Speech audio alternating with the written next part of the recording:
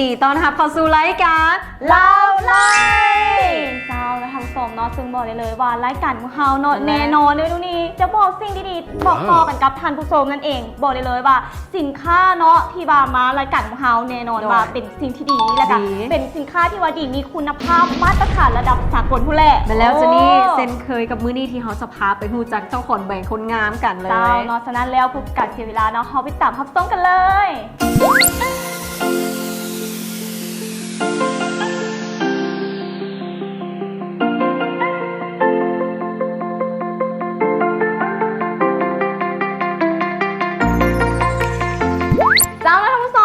นี่เจนี่กับเอ้ยโนนี่เนาะก็มาอยู่กันกับเอ้ยปู่ซึ่งว่าเอ้ยปู่นั้นก็เป็นนี่เลยเจ้าของผลิตภัณฑ์เนาะนี่เลยเดอะควีนนั่นเองเดี๋ยวเรามาทักทายสบายดีกับเอ้ยกันก่อนเลยสบายดีสบายดีปู่เนาะโอ้โหเจนี่ผิวนี่ออร่ามาเลยเขามาอยู่ใกล้นี่ดับเลยดับเลยแต่ก่อนอื่นเนาะต้องให้ปู่เพิ่นแนะนำตัวเองกันเลยเนาะค่ะสวัสดีค่ะนางสาวชาลินีขามพิทักษ์นะคะเป็น CEO แบรนด์ The Queen ค่ะ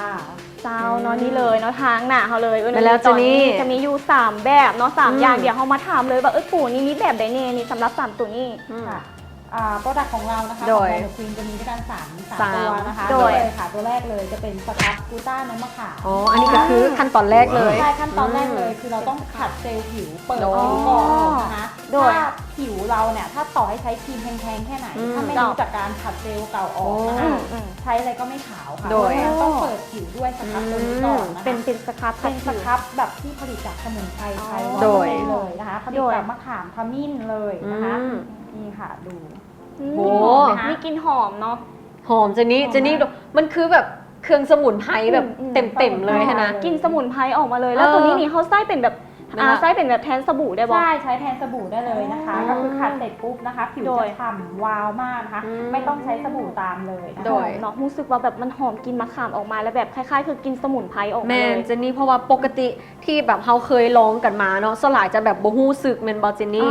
เดี๋ยวเขาลองจับเนื้อมันดูบอกว่าเป็นจังไงปกติถ้าสครับทั่วไปตามท้องตลาดมันจะเป็นสครับเกลือแข็งใช่ซึ่งเจ็บผิวแล้วก็แสบโดยอันนี้นี่นุ่มมากนะคะอันนี้เขา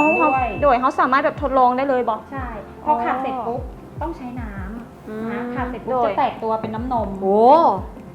ความพิเศษของมันคือแตกตัวเป็นน้ำนมเลยนะคะแล้วเราก็มีส่วนผสมของกูต้าด้วยนะกูต้าทำให้เพิ่มความขาวเข้าไปอีกอันนี้นี่คือเขาอาบน้ำเรียบร้อยปุ๊บแล้วก็ขัดเลยเดี๋ยวจากทีนี้ผมลองเลยเข้าน้ำนะคะแล้วก็ขัดวนไปมันจะแตกตัวเป็นน้ำนมนะโดยแต่เจนนี่รู้สึกว่าเวลาขัดไปแบบว่ามันจะแบบว่าบ่มีแบบเม็ดเกลือหลายมันบ่เจ็บมันบ่เจ็บผิวมันบ่ระคายเคืองผิวเลยตัวนี้เพราะว่าปกติขั้นเขาขัดทั่วไปนี่ผิวเขามันจะแสบเนาะ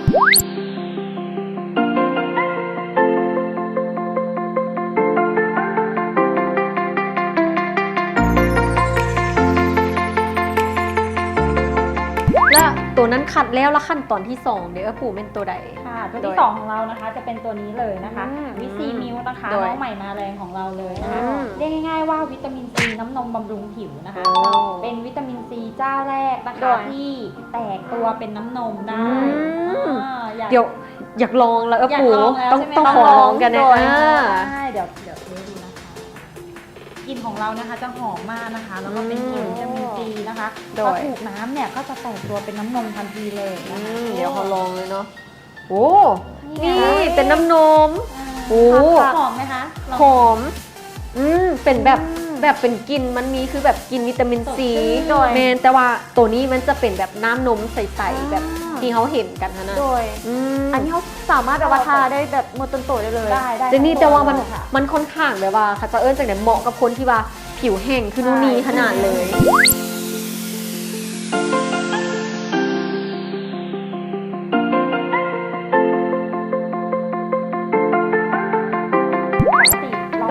ไม่ต้องไปกินไม่ต้องไปฉีดเลยใช้ตัวนี้แทนได้เลยถือว่าบำรุงทางกายเขาได้ดีประสาทเนาะเจ้านะคะผู้ชมเนาะเดี๋ยวเขามาตัวสุดท้ายกันดีกว่าปู่สำหรับตัวสุดท้ายตัวนี้แมนไส้สำหรับอย่างตัวนี้นะคะเป็นเนเตอร์อะบูตินขมิ้นไพรสดนะคะเป็นครีมบำรุงผิวนะคะทาได้ทั้งเช้าและเย็นเลยนะคะเป็นหัวเชื้อเข้มข้นนะคะโอ้อันนี้มันบำรุงใบหน้าหรือว่าบำรุงผิวกายค่ะแต่สำหรับบางคนก็ไปใช้กับผิวหน้าได้บอกได้เหมือนกันเพราะว่ามันอ่อนเยาว์อ่อนโยนเนาะกลิ่นหอมมาก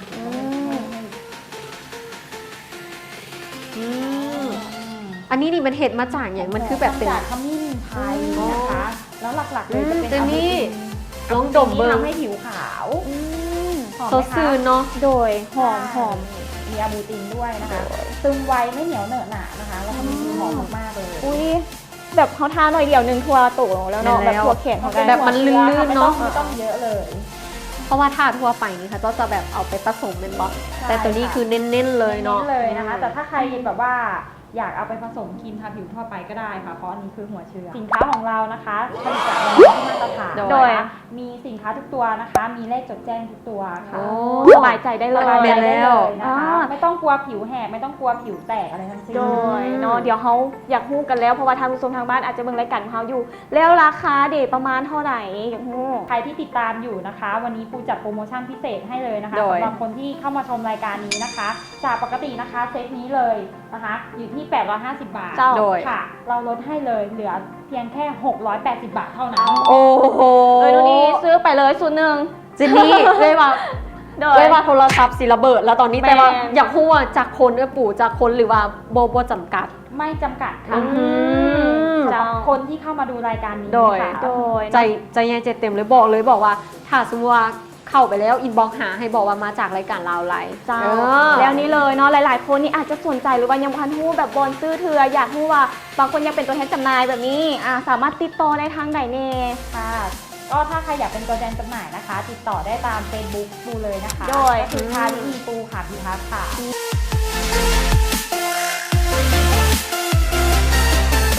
นี่เลยโนนี่เพิ่นกันยังแบบว่าได้ยินมาทางหลังไม้เพิ่นว่าปู่เพิ่นร้องมาว่ามีรางวัลการันตีพร้อมสำหรับแบรนด์เดอะครีมเนาะอยากรู้ว่าปู่มีรางวัลอย่างแน่ ค่ะเดอะควีนของเรานะคะเพิ่งเปิดตัวมาได้แค่ 1 ปี 6 เดือนเอง โดย นะคะได้รับมาตั้ง 2 รางวัลแล้ว โอ้ รางวัลแรกนะคะก็จะเป็นรางวัลเกี่ยวกับนักธุรกิจยอดเยี่ยมนะคะ รางวัลที่ 2 เลยจะเป็น Asia Best Award นะคะ โอ้ถือว่าปีกลัวๆนี่ฟาดไป2 รางวัลเลยเจนนี่ ธรรมดาธรรมดา ธรรมดา สำหรับวันนี้นะคะปูก็มีผลิตภัณฑ์ของแบรนด์เดอะควีนนะคะมาฝากน้องนุ่นนี่กับน้องเจนนี่ด้วยค่ะ โอ้ ได้ใส่ ยิ้ม แล้ว วน โอเคเราต้องขอบใจปู่ ๆ แล้ว เจอละลายเด้อปู่